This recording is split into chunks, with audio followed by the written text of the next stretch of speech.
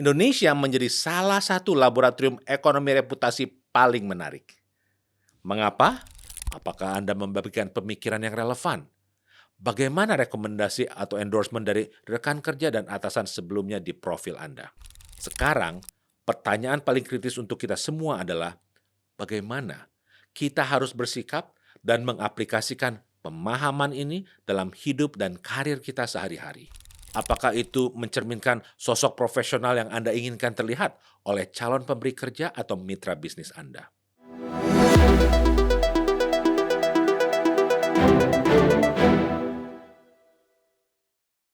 Halo semua, selamat datang kembali di podcast Linomics.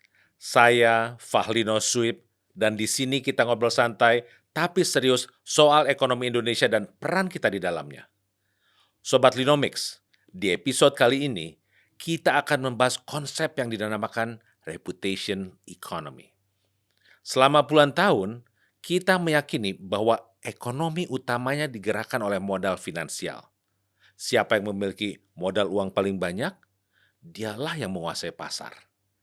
Namun, dalam beberapa dekade terakhir, kita memasuki era pergeseran paradigma ke dalam apa yang kita sebut sebagai reputation economy atau ekonomi reputasi.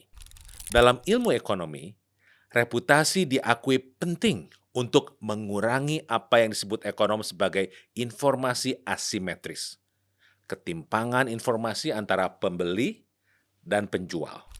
Misal, saat kita membeli barang di pasar tradisional dari pedagang langganan, reputasi dibentuk dengan mengandalkan kepercayaan yang dibangun lewat interaksi tatap muka yang berulang. Namun, dalam era digital ini, kepercayaan tersebut tidak melulu dibangun dengan tatap muka, melainkan dengan reputasi. Artinya, di era digital ini, kita tidak lagi memiliki kemewahan untuk mulai dari awal atau melupakan masa lalu. Setiap ulasan, peringkat bintang, komentar, dan rekam jejak digital dikumpulkan, dianalisis oleh algoritma, dan digunakan untuk menilai kelayakan kita sebagai manusia ekonomi. Jadi, reputation economy adalah sebuah lingkungan sosial ekonomi di mana penilaian digital yang dikurasi secara massal seperti rating bintang, ulasan, skor, kepercayaan, dan rekam jejak publik berfungsi sebagai modal utama yang menentukan akses seseorang atau bisnis terhadap pembiayaan, pasar, dan peluang kerja. Di sini, reputasi telah berubah menjadi aset tidak berwujud yang dapat dikuantifikasi. Lalu, bagaimana dengan Indonesia? Indonesia menjadi salah satu laboratorium ekonomi reputasi paling menarik. Mengapa? Jawabannya terletak pada kultur digital kita yang sangat unik. Orang Indonesia adalah salah satu masyarakat paling sosial dan paling komunal secara digital di dunia. Mungkin kita mengenal fenomena kekuatan netizen Indonesia yang bisa mengangkat sebuah warung terpencil menjadi bisnis beromset besar karena mendadak menjadi viral. Namun, kekuatan netizen juga bisa meruntuhkan bisnis raksasa lewat aksi boykot dan review bombing di media sosial hanya dalam hitungan jam. Riset pasar menunjukkan sekitar 88% konsumen e-commerce di Indonesia menolak membeli produk tanpa minimal 10 ulasan dengan rata-rata rating di atas 4,5 dari skala 5. Lalu, rata-rata orang Indonesia menghabiskan sekitar 7 jam 20 menit per hari untuk online. Tingkat paparan ini membuat masyarakat sangat bergantung pada social proof atau bukti sosial dan opini publik sebelum mengambil keputusan ekonomi. Menariknya juga, sekitar 58% dari total angkatan kerja di Indonesia adalah pekerja informal, di mana jutaan diantaranya bergantung sepenuhnya pada rating harian di aplikasi untuk mendapatkan pesanan dan penghasilan. Sehingga, dari sisi positif, ekonomi reputasi telah menjadi mesin demokratisasi ekonomi terbesar dalam sejarah Indonesia modern. Di masa lalu, jika Anda seorang pengrajin sepatu di Garut atau produsen sambal rumahan di Surabaya, untuk bisa menembus pasar nasional, Anda butuh modal besar, jaringan distribusi fisik, dan anggaran iklan televisi yang mahal, Anda butuh restu dari distributor besar. Bagaimana dengan hari ini?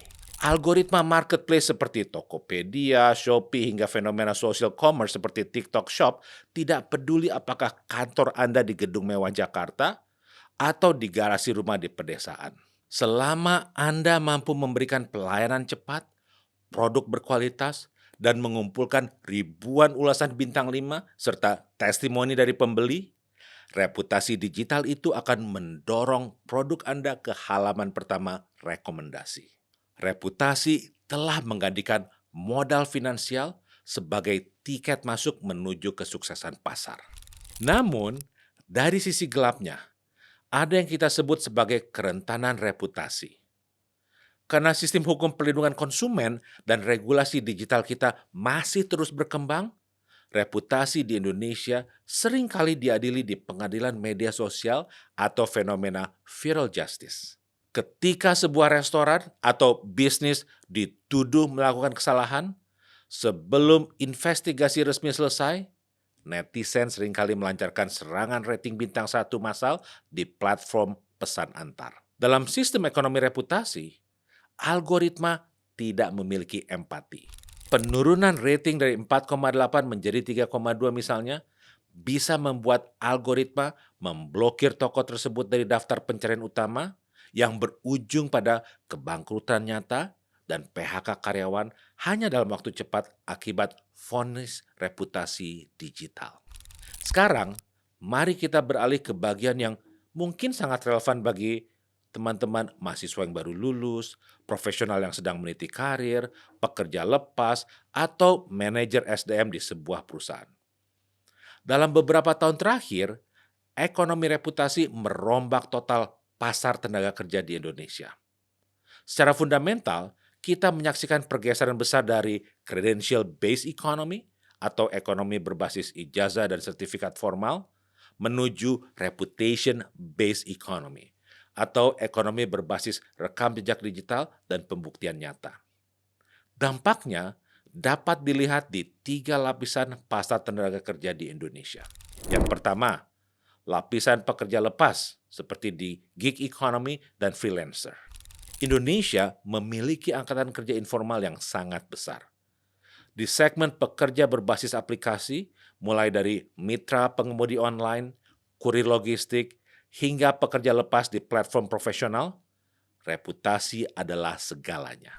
Ini adalah bentuk paling murni dari pasar tenaga kerja ekonomi reputasi. Misal, bagi seorang pengemudi taksi online, mempertahankan rating di atas 4,8 bukan hanya soal kebanggaan. Itu adalah parameter algoritma yang menentukan apakah ia akan mendapatkan prioritas pesanan di jam sibuk atau tidak. Satu ulasan buruk yang tidak adil dari penumpang bisa menurunkan pendapatan harian mereka secara drastis. Atau bagi graphic designer, penterjemah, atau programmer lepas Indonesia yang bekerja untuk klien global, lencana top rated atau ulasan bintang 5 dengan testimoni tertulis dari klien sebelumnya memungkinkan mereka mematok tarif dalam dolar yang jauh melampaui standar gaji rata-rata manajer di Jakarta. Di pasar ini, ijazah universitas nyaris tidak ditanyakan. Yang dilihat oleh pasar adalah portfolio digital dan riwayat reputasi Anda. Yang kedua adalah lapisan rekrutmen corporate dan HR modern di Indonesia. Jangan berpikir bahwa ekonomi reputasi hanya berlaku bagi pekerja aplikasi atau freelancer. Di dunia korporat Indonesia modern, cara perusahaan menilai calon karyawan juga telah berubah total. Dulu, saat melamar kerja, kita hanya menyerahkan CV 1 halaman dan surat lamaran. Hari ini, banyak proses rekrutmen di perusahaan-perusahaan besar melibatkan apa yang disebut sebagai digital background check atau audit reputasi digital. Misal, mereka melihat rekam jejak profesional melalui platform seperti LinkedIn dan portfolio. SDM kantor tidak hanya melihat apa yang Anda klaim di CV, melainkan bagaimana Anda berinteraksi dengan industri Anda di platform profesional. Apakah Anda membagikan pemikiran yang relevan? Bagaimana rekomendasi atau endorsement dari rekan kerja dan atasan sebelumnya di profil Anda? Untuk beberapa perusahaan, Mereka juga melihat apakah calon karyawan menunjukkan perilaku agresif, ujaran kebencian, atau ketidakstabilan emosional di platform publik seperti X, Instagram, atau TikTok. Dalam budaya corporate modern, satu karyawan dengan reputasi digital yang buruk dan viral bisa menghancurkan reputasi korporasi atau employer branding. Tidak kalah pentingnya adalah catatan skor kredit dan kepatuhan finansial seperti SLIK dari OJK dan BI Checking. Di Indonesia, pemeriksaan SLIK OJK misalnya, kini telah menjadi banyak standar rekrutmen tidak hanya di industri perbankan dan keuangan, tetapi juga di industri retail, teknologi, dan manufaktur. Riwayat kelalaian pinjaman online atau kredit macet kini dianggap sebagai indikator risiko integritas dan kepatuhan seorang kandidat. Lapisan yang ketiga adalah lapisan eksekutif dan personal branding sebagai aset perusahaan. Di tingkat manajerial dan eksekutif C-level, kita melihat fenomena baru di mana reputasi individu sebagai seorang pimpinan menjadi aset valuasi bagi perusahaannya. Di pasar modal Indonesia misalnya, kita sering melihat harga saham sebuah emiten bergerak naik turun hanya karena siapa yang diangkat menjadi CEO atau komisaris dan bagaimana reputasi publik orang tersebut.